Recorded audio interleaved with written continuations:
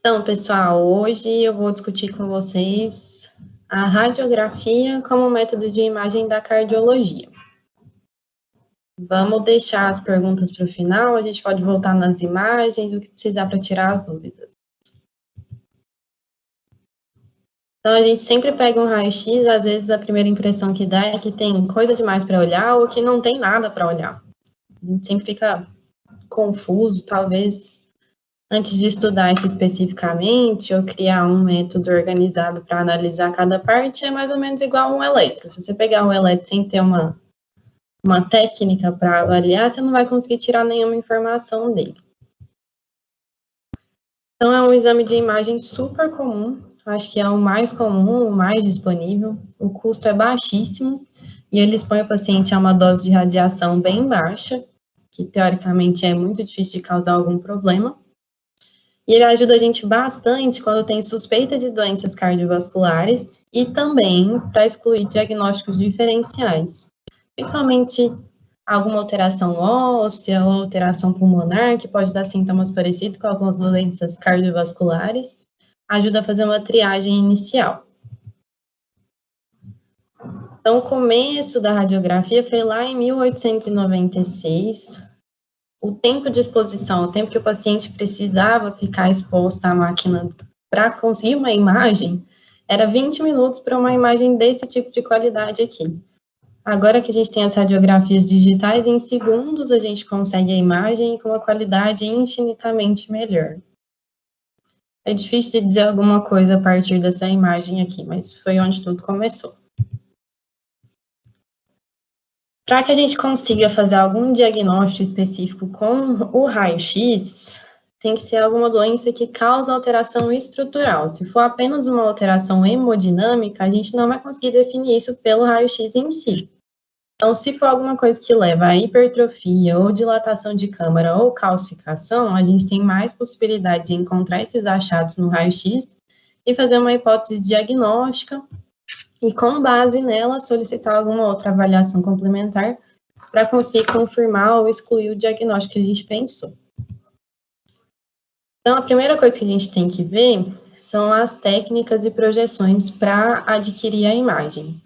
O mais comum é o póster anterior, que a gente chama de PA.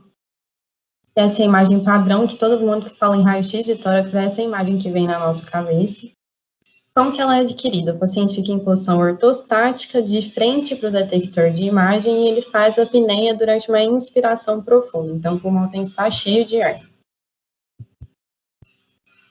Outra bem comum que a gente geralmente pede associada com o PA é o perfil ou lateral. Aqui em Uberlândia a gente costuma chamar mais de perfil, fora de Uberlândia, lá em São Paulo, eles adoram chamar de lateral. É a mesma posição ortostática, só que a gente vai deixar o paciente com o lado esquerdo do tórax, próximo ao detector de imagem, e o tubo que vai fazer a emissão dos raios-x fica mais ou menos 1,8 metros do lado direito do paciente. Do mesmo jeito, a gente quer que os pulmões estejam insuflados, então faz uma apneia em inspiração profunda. Esse daqui também a gente conhece bem, que é o anteroposterior, ou AP, é aquele raio-x que a gente faz no leito dos pacientes que não tem condição de fazer um raio-x no setor, ou não consegue se levantar.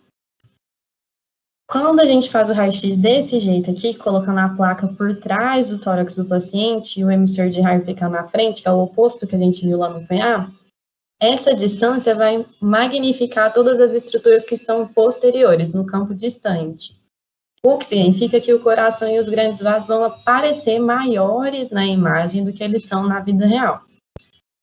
Idealmente, a gente deveria também fazer essa avaliação em apneia na inspiração profunda, mas pacientes intubados, pacientes com nível de consciência alterado, eles não vão conseguir fazer esse sincronismo e conseguir fazer o exame justamente na inspiração.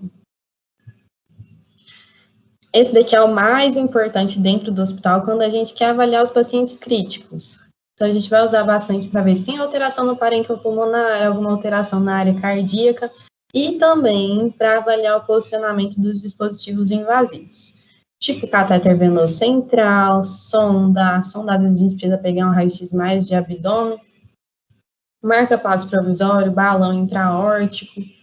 tudo que a gente tem de dispositivo, a gente tem alguns parâmetros anatômicos para definir se eles estão bem posicionados ou se teve alguma complicação do procedimento, e o raio-x ajuda muito. Então, por exemplo, eu fui passar um catéter venoso central. O lugar que a gente pulsiona mais frequentemente é a jugular interna, principalmente a direita. Tem um trajeto reto para colocar o catéter. Só que enquanto eu estava funcionando, não foi um procedimento guiado, de repente veio ar na seringa. Além do exame físico, já me dá algum sinal se teve complicação, se eu fiz um pneumotórax, às vezes quando é uma quantidade pequena de ar e não vai alterar tanto o exame físico, eu só vou conseguir ver essa alteração no raio-x. Essa aqui é uma figura do Braunwald. Braunwald é a Bíblia da cardiologia. É um livro muito bom, inclusive dessa parte de exames de imagem, raio-x, eletro, eco, tudo mais, na cardiologia tem bastante material lá, vale a pena dar uma lida. Nessa figura ele compara um mesmo paciente no intervalo de um dia para o outro. Um exame ele fez deitado, parece que o coração é maior, aquela posição do anteroposterior que a gente viu por último, e um exame ele fez no setor de radiologia, em posição ortostática e tudo mais, que é o póstero anterior, o PA. Dá para ver que a área cardíaca é pequenininha, quando a gente tinha a impressão no anterior de que era uma área cardíaca aumentada, poderia suspeitar de alguma cardiopatia, alguma coisa mais grave para esse paciente, que no fim das contas não tinha nada demais. Aqui a gente tem algumas projeções que são menos comumente usadas. Antigamente, quando a gente não tinha tantas opções de outros exames de imagem, por exemplo, eu vi uma alteração no raio-x, agora o que é o mais comum é eu prosseguir com algum outro exame. Se eu acho que a alteração é cardíaca, eu peço um ecocardiograma. Se eu acho que é uma alteração pulmonar ou óssea, alguma coisa, eu peço uma tomografia e consigo ter uma definição espacial melhor. Antigamente não era assim. Então, eu tinha que se virar com o raio-x mesmo. Nessas projeções laterais, a gente tenta ver algumas partes em específico, tirando a sobreposição de imagens, para definir aquela região anatômica. Então, essa primeira aqui é a oblíqua anterior direita. O paciente encosta o lado direito no peito, lá na fonte do raio-x, com um ângulo entre 45 e 60 graus, mesma coisa faz uma apneia em inspiração profunda. Isso aqui a gente vai ver uma projeção lateral do coração. Conseguimos ver bem a parte posterior do pulmão direito e o hilo e a parte anterior do pulmão esquerdo. Então, se tinha alguma coisa que eu estava em dúvida, se estava posterior do pulmão direito ou estava anterior no pulmão esquerdo, aqui eles estão sem sobreposição de outras estruturas e me permitem definir anatomicamente onde estaria aquela região de interesse. Se eu vi um tumor, uma calcificação, alguma consolidação, dá para definir certinho aonde que elas estão. E do outro lado, com essa mesma técnica, só que do lado esquerdo, a gente tem a oblíqua anterior esquerda. Encosta o lado esquerdo do peito na fonte de raio-x com esse ângulo entre 45 e 60 graus. Faz uma apneia em inspiração profunda. E a gente chama essa de projeção frontal real, que é como se a gente tivesse pegado o coração de frente mesmo. Aqui a gente vê câmaras direitas, câmaras esquerdas e aqui o arco aórtico, tudo bem dividido. Vamos lembrar um pouquinho da anatomia. O coração ele se posiciona 1/4 para a direita da coluna e 3/4 para a esquerda, com o ápice, geralmente, voltado para a esquerda, logo acima do diafragma. A borda direita do coração, naquela projeção póstero anterior, aquela primeira que a gente sempre lembra de raio-x de tórax, é formada pelo átrio direito, enquanto a borda esquerda é composta superiormente pelo apêndice atrial esquerdo e pelo VE inferiormente. Lá no mediastino, se a gente subir mais um pouquinho, a borda direita vai ser composta pela veia cava superior, enquanto na borda esquerda a gente vai ter duas protuberâncias. Eu vou mostrar isso depois nas imagens com a legenda. Vocês podem tirar print, é um negócio bem legal de guardar. Dessas duas saliências, a mais superior é o botão aórtico, que é um pedaço do arco, e inferiormente a gente tem o tronco da artéria pulmonar.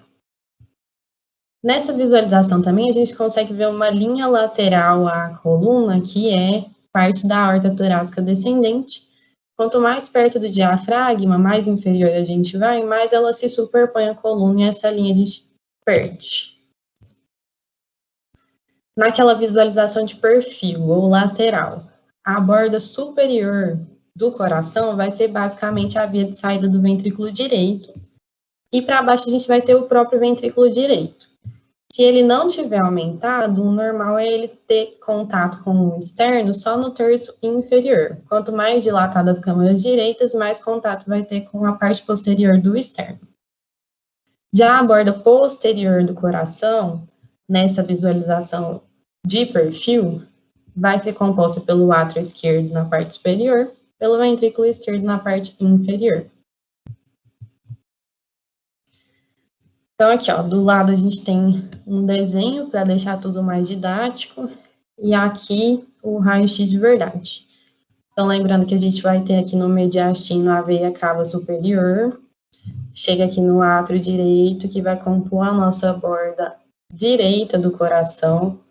Aqui a gente tem o ventrículo direito, para cá as duas protuberâncias, o arco aórtico, o tronco da pulmonar, aqui é mais ou menos onde a gente espera que esteja o apêndice atrial esquerdo, e essa região é composta pelo ventrículo esquerdo. O ápice voltado para a esquerda, mais ou menos descansando em cima do diafragma. No perfil, um ventrículo direito normal só vai ter contato com o externo no terço inferior. Se ele estiver dilatado, ele vai ocupar mais a área dessa região retroesternal. Para trás, o átrio esquerdo forma a porção superior, enquanto o ventrículo esquerdo forma a porção inferior da borda posterior do coração. Aqui a gente consegue também ver o arco aórtico e o tronco da artéria pulmonar. Nessa figura aqui a gente também tem as legendas para lembrar de todos os pontos anatômicos de interesse. Lembrar, primeira voltinha do lado esquerdo é o botão aórtico, uma região do arco aórtico. Logo depois a gente tem a outra voltinha, que é o tronco da artéria pulmonar. Aqui nessas imagens a gente consegue ver mais ou menos onde estão localizadas as válvulas. Aqui a gente deu ênfase para as válvulas mitral e aórtica. Na região do perfil, se a gente fizer uma linha entre o ápice do coração e o hilo do pulmão, a gente dividindo essa linha em duas partes, na parte posterior, a gente vai ter uma projeção da válvula mitral. Na parte anterior, a gente tem uma projeção da válvula aórtica. A válvula tricúspide ficaria aqui, mais ou menos, na metade da linha. Aqui no póstero anterior, a gente tem as duas mais ou menos alinhadas, porém, a orientação da válvula mitral seria um pouco mais horizontal comparada com a aórtica. Nas imagens do lado, eu coloquei a imagem de ressonância e de tomografia para vocês terem uma visualização anatômica melhor e ter uma correlação com o raio-x. Então, aqui de novo, póstero anterior, o paciente com o peito encostado lá na chapa. E as regiões que a gente vai ver. Cava superior no mediastino, átrio direito, ventrículo direito, botão aórtico, tronco da artéria pulmonar. E aqui no póstero anterior a gente tem o apêndice atrial esquerdo, projeção dele, e o ventrículo esquerdo. Tudo isso correspondendo exatamente ao que a gente vê aqui nesse corte de ressonância. Aqui o perfil, ventrículo direito encostado só no finalzinho do externo, o arco aórtico e as câmaras esquerdas compondo a parte posterior. Também a gente consegue ver aqui pela ressonância. A válvula mitral, a válvula aórtica, o arco aórtico, que a gente está vendo os vasos cervicais. Aqui são aquelas projeções oblíquas que a gente conversou já, oblíqua direita, mostrando as projeções, e a oblíqua esquerda, que é aquela visualização em face, de frente do coração. Como eu disse no começo, uma coisa importante para a gente analisar um raio-x é criar um roteiro de análise. Não precisa ser igual sempre, não precisa ser igual o que eu estou mostrando agora. Cada um pode criar o seu próprio roteiro, mas é importante que você tenha uma ordem que você sempre vai seguir para analisar todos os raios-x, para que você não se esqueça de nenhum passo. Acho que o primeiro passo não tem como trocar, esse daqui é checar os dados básicos, então a primeira coisa que você tem que ter certeza é que o nome do paciente está correto, é aquele paciente mesmo. Checar a data e a hora que foi feito o exame, e o marcador de lateralidade. A gente sempre vai ver nos raios-x uma marquinha, ou vai estar um R de right, ou vai estar um D de direita, para te mostrar qual que é o lado direito. Isso era mais importante antigamente, quando o raio-x vinha na chapinha mesmo, vinha o filme. Hoje que a gente tem tudo em imagem digital, fica dispensável. Nunca esquecer de checar se o raio-x é daquele paciente mesmo. É o princípio básico. Se estiver examinando um paciente e vendo raio-x de outro, você nunca vai conseguir fazer uma correlação exata com o exame.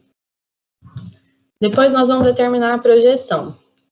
As projeções que a gente viu que existem, que são mais usadas frequentemente, são a posterior anterior, a anteroposterior, que é aquele raio-x no leito, reservado para os pacientes que estão mais graves, que não têm condição clínica de fazer um raio-x de pé.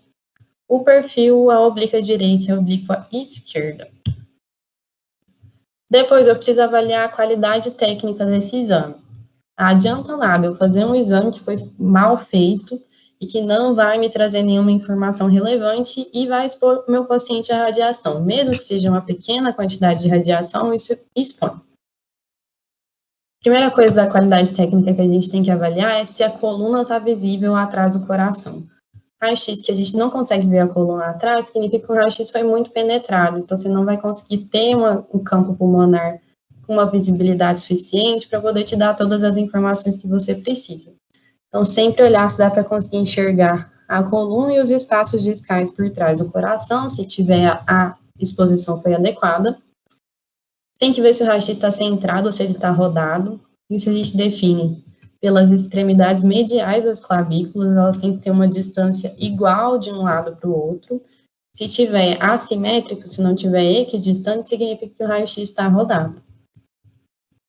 E a gente tem que ver também se isso foi feito em inspiração adequada. Lembrando lá que todas as imagens que a gente vai adquirir de raio-x de tórax, elas têm que ser feitas em apneia durante a inspiração profunda. Como é que eu vou saber se a inspiração foi adequada? Então, eu tenho que ver o domo do diafragma direito, então a curvinha, o ápice da curvinha do diafragma, por volta do 5º ao 7º arcos costais, na linha médio clavicular. Outra coisa que eu posso fazer também é contar os arcos costais. É mais fácil contar os arcos costais posteriores, porque eles são todos radioopacos, a gente consegue ver eles melhor, do que contar os anteriores, porque os anteriores vão ter a porção de cartilagem das articulações coscondrais, essa porção ela não é radiopaca, a gente não consegue enxergar no raio-x, então dificulta de contar. Para eu dizer que a inspiração foi adequada, eu tenho que conseguir contar pelo menos 9 arcos costais posteriores. Depois que eu vi se as condições técnicas foram adequadas, eu vou ver se esse paciente tem algum dispositivo, se esse dispositivo está bem posicionado, se teve alguma complicação. Então, eu vou ver a altura que está o tubo orotraqueal, se esse tubo não parece que está muito seletivo. Vou ver se tem sonda nasogástrica ou nasoenteral, e se essa sonda está bem posicionada. A gente vê vários casos aí de gente contando, tem relato na literatura também, de sonda que, em vez de estar dentro do trato gastrointestinal, acaba indo para dentro do pulmão e infunde dieta, daí é uma tragédia. Então, sempre que fizer um procedimento, tem que avaliar a posição do dispositivo. Catéter venoso central, mesma coisa. Onde eu quero que meu catéter esteja, dentro da cava superior, chegando na beiradinha do átrio direito. Também não quero que ele esteja lá na alma do átrio direito, porque isso também pode induzir arritmias.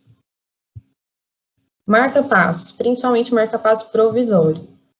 Como a gente muitas vezes passa o marca-passo provisório às cegas, além do risco que a gente tem, igual no catéter venoso central da própria punção, de fazer um pneumotórax, de ter complicação vascular nessa região, Na hora de implantar o fio do marca-passo, também a gente tem que conseguir visualizar uma posição normal. O que eu espero? O marca-passo ele é colocado nas câmaras direitas e eu gostaria que a pontinha dele estivesse no ápice do ventrículo direito.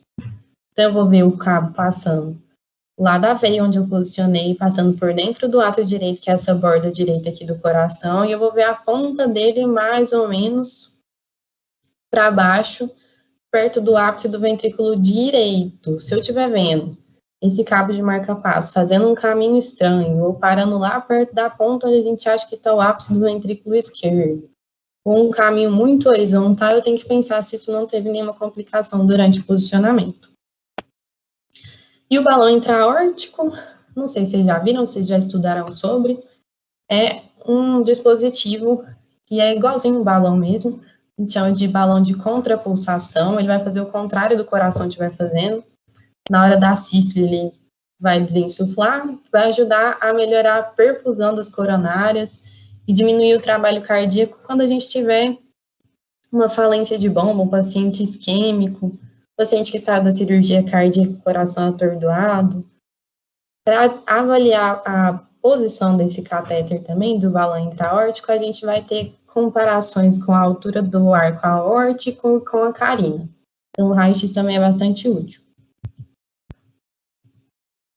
E depois disso, o que eu tiver encontrado de alteração, que não parecer normal, eu preciso tentar explicar de algum jeito.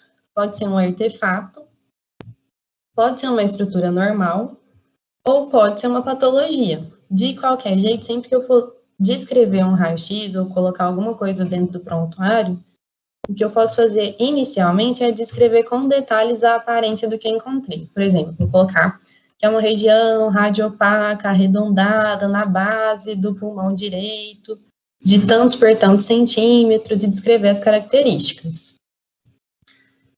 Coisas que a gente acha que pode estar alterada, mas que são explicadas por estruturas normais, é muito comum de acontecer em raio-x de criança. Nas crianças, o timo ainda é muito grande, e ele dá uma impressão do mediastino superior estar alargado. Sempre lembrar dessas variações com a idade. Por fim, é importante rever os pontos críticos, que são aqueles pontos que a gente acaba esquecendo de olhar bem, que pode ter alteração que a gente deixa de ver. Os principais são os ápices pulmonares, os hilos, a região retrocardíaca, os pulmões logo abaixo do diafragma ou perto da parede torácica.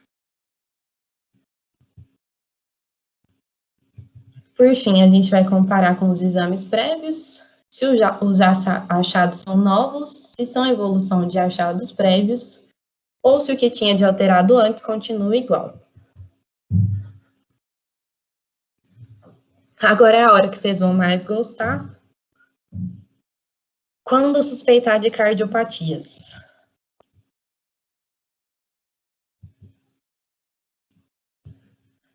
Isso daqui é uma técnica importante para fazer as avaliações.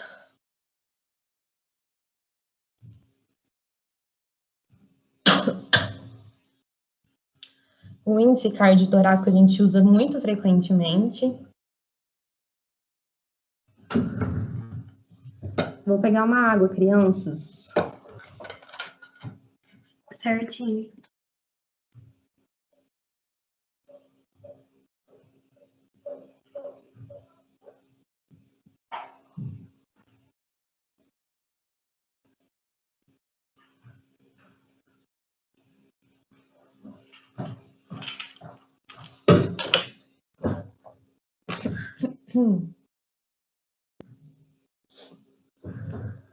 Voltei.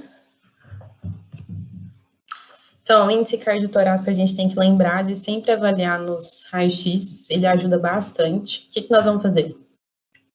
A gente vai fazer a medida do tórax ao nível do domo do diafragma direito, de um lado até o outro.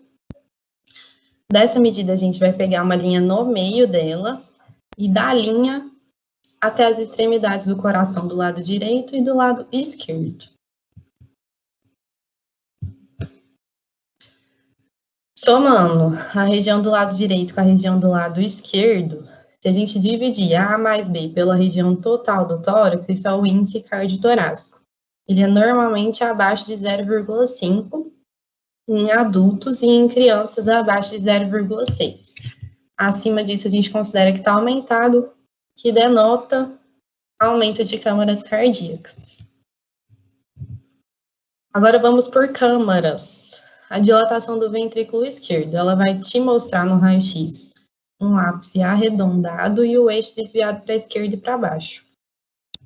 Então, aqui o coração bem bojudo, a pontinha dele bem arredondada, e o eixo desviado para baixo e para a esquerda. Isso é a mesma coisa do ictus estar aumentado quando a gente faz exame físico.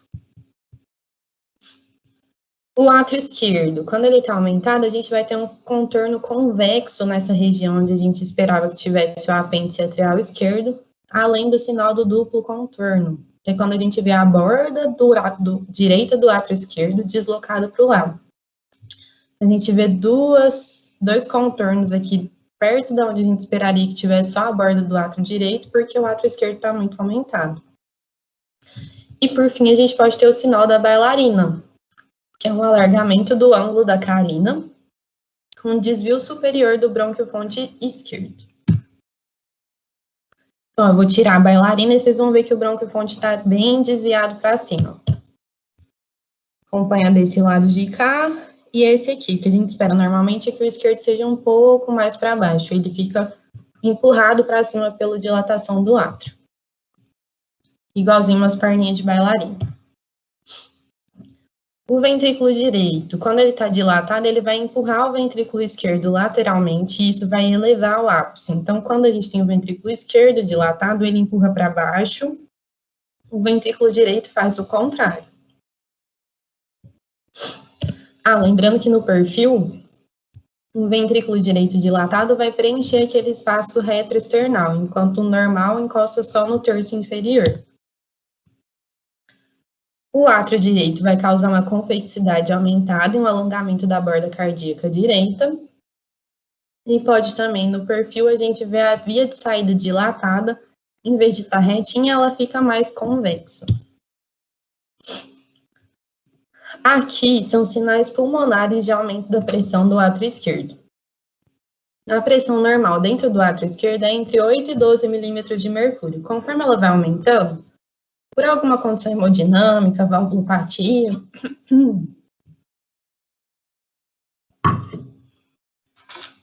conforme ela vai aumentando, a gente vai tendo sinais de edema pulmonar. Então, se a pressão está entre 15 e 25 milímetros de mercúrio, a gente tem uma coisa que se chama cefalização, que é uma redistribuição do fluxo para as zonas pulmonares superiores. A partir daí, a gente vai desenvolvendo edema pulmonar com linhas Kerley, que a gente pode ver como cisurites também, é acúmulo de líquido nas cisuras. E esse padrão de edema intersticial em asa de borboleta. Percebam que aqui mais próximo do hilo tem um edema mais importante e mais opacidades, com esse formato de borboletinha. Cada valvulopatia vai ter uma alteração específica, a gente pode ter achados típicos no raio-x, como na estenose mitral. A gente vai ter uma sobrecarga do átrio esquerdo e de câmaras direitas, mas o ventrículo esquerdo vai estar poupado. Então, a gente não tem aquela alteração do ápice, mas a gente tem todos aqueles achados do sinal da bailarina, o sinal do duplo contorno, que denotam dilatação do átrio esquerdo. E se a gente já estiver numa fase mais avançada, pode ter edema pulmonar intersticial, com cefalização da trama e aumento de câmaras direitas. Quando a gente tem cefalização mais aumento do átrio esquerdo e de câmaras direitas, a gente tem um aspecto que chama de capacete viking, que dá essa impressão de ter os dois chifrinhos assim. Na insuficiência mitral, que chama atenção, costuma ter uma dilatação global das câmaras cardíacas, especialmente se for numa fase mais avançada, o paciente já tiver sinais de hipertensão pulmonar. E a gente pode ter mais edema pulmonar no lobo superior direito do pulmão, porque o jato da insuficiência ele pode ser preferencial para a veia pulmonar superior direita.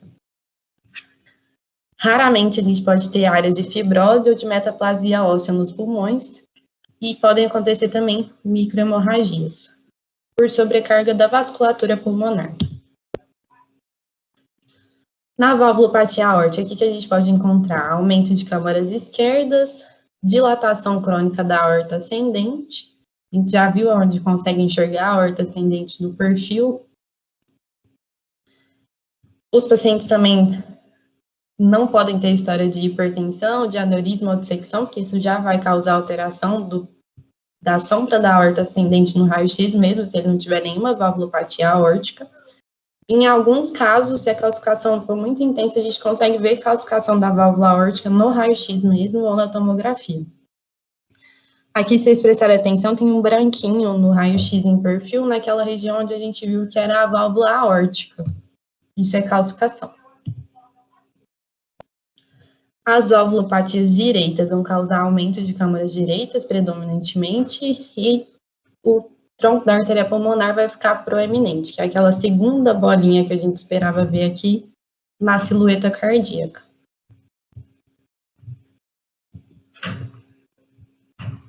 Então, a gente tinha a primeira proeminência, que é o arco aórtico, o botão aórtico, a segunda proeminência, que é o tronco da artéria pulmonar, que aqui dá para ver que ela chama muita atenção num paciente com estenose pulmonar congênita. As cardiopatias congênitas também a gente pode ter alguns achados no raio-x. Nas lesões com shunt esquerda-direita, tipo CIA, CIV, PCA e drenagem anômala parcial das veias pulmonares, a gente pode ver dilatação dos vasos arteriais até beirando a pleura. Especialmente se o fluxo pulmonar pelo fluxo sistêmico, esse índice que a gente chama de QPQS, se for maior que 2. E aqui um caso de destrocardia com situs inverso, que tudo fica do lado contrário, e a gente tem um coração 3/4 para a direita, com o ápice virado para a direita. A doença aterosclerótica pode causar calcificações. Às vezes a gente consegue ver os stents, aqui nessa imagem a gente está vendo a sombra da malha dos stents, mas cada vez isso vai ficar mais infrequente, porque as malhas são cada vez mais finas, a gente já tem stent com malha reabsorvível. As alterações do pericárdio, a gente também pode encontrar alguma coisa no raio-x. É muito difícil diferenciar derrame pericárdico de aumento das câmaras só pelo raio-x. Mas no perfil a gente pode ver o sinal do sanduíche, que é o que a gente está vendo aqui, ó. São duas camadas radiolucentes de pericárdio e no meio delas uma camada radiodensa, que é branca, que é o derrame. Isso é muito raro de ver. Tanto que o padrão ouro para definir se tem ou não derrame pericárdico é o ecocardiograma. O raio-x você pode acompanhar temporalmente. Por exemplo, eu estou acompanhando o paciente, eu tenho raio-x dele da semana inteira e a área cardíaca estava pequenininha. De repente, ele fez o procedimento, botou um marca-passo. E a área cardíaca do nada ficou grande, eu não vou imaginar que o coração dele dilatou de hoje para amanhã. Eu vou imaginar que isso daqui é derrame pericárdico. E eu vou confirmar pelo ecocardiograma. Além disso, no pericárdio a gente também pode ter calcificações, como na pericardite constritiva, a gente vai ver mais frequentemente no sulco atrioventricular e na borda livre do ventrículo direito. Aqui nesse raio-x dá para ver bem. E aqui uma imagem de ressonância. As aortopatias a gente precisa suspeitar sempre que tem alargamento do mediastino, se tiver mais de 8 centímetros de diâmetro. No nível do topo do arco aórtico já é uma suspeita. E a gente pode ver calcificações em lugares que a gente não deveria ver, que pode levar a uma suspeita de dissecção aórtica. Mas o exame de escolha para o diagnóstico é a angiotomografia ou um ecocardiograma transesofágico. Por fim, os dispositivos cardíacos implantáveis, como é que a gente enxerga eles no raio-x? O marca-passo, a gente vai ver o gerador, que é a bateria do marca-passo, e dele saindo alguns fios. O marca-passo ele pode ser unicameral ou bicameral, nesse caso aqui ele tem 2 fiozinhos, um tá indo para o átrio direito e um tá indo lá para o ventrículo direito. Então esse é um marca-passo bicameral. Eu poderia ver um fiozinho só indo para o átrio ou um fiozinho só indo para o ventrículo, dependendo da necessidade do paciente. O CDI é muito parecido com o marca-passo, mas ele tem essa região mais gordinha aqui, que é a mola, o coil. É essa mola que vai liberar o choque quando for necessário. E o ressincronizador, de diferente dos anteriores, ele tem 3 fios. Geralmente tem um fio no ventrículo direito, um fio no átrio direito e um fio que fica no seio coronário, que a gente vê com uma posição mais horizontal. E é isso, pessoas. As referências que eu usei foram essas. O Brown Loud tem um capítulo inteiro sobre raio-x em cardiologia. Esses artigos foram os artigos que eu coloquei as imagens. Se tiverem alguma dúvida, pode me encontrar lá no Instagram ou pelo meu e-mail profissional.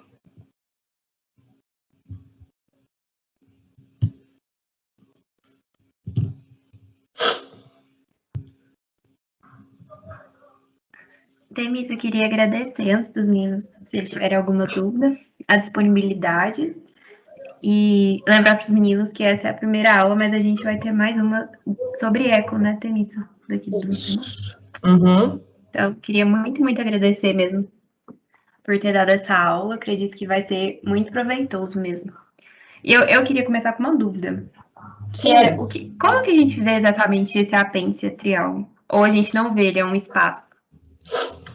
Ele compõe aquela parte superior da borda do coração naquela projeção do póstero anterior. Então, tem a voltinha do arco aórtico, o botão, depois a gente tem a voltinha do TAP, que é o tronco da artéria pulmonar, esse comecinho logo depois do TAP é uma projeção do apêndice atrial. E logo depois a gente vai ter uma projeção muito maior, que é o ventrículo esquerdo. Ah, entendi. Meninos, alguém tem alguma dúvida? Pode mandar no chat também. Pode, mandem dúvidas.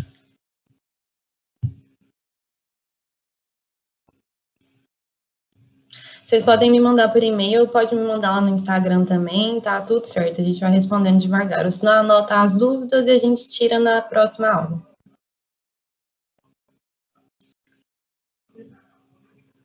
Bom. Quero ver na hora do vamos ver, né?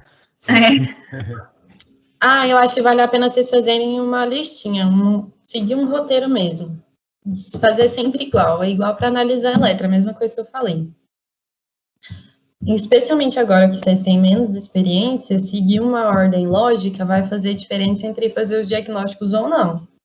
Então, sempre fazer do mesmo jeito para ter certeza que você está analisando tudo o que precisa e vai conseguir extrair o máximo de informação possível daquele exame, porque é muito comum, pede raio-x, pede eletro, pede não sei o quê, e não olha nada no exame, não tira nada daquele exame, só vai pedindo mais e mais coisas sem fazer nenhuma hipótese. Então, para ser diferente, é importante vocês criarem um roteiro e seguirem esse roteiro para conseguir melhorar a acurácia desses exames complementares. E não esquecer nada também, né? De ver nada direito. Justamente. Eu acho que a primeira coisa de tudo é olhar o nome dos pacientes. Tem que conferir se você está olhando o exame do paciente certo. Não tem jeito. Acontece muito erro.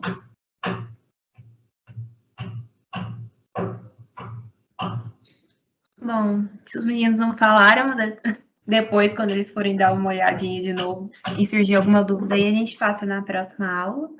Então, muito obrigada de novo, Temissa.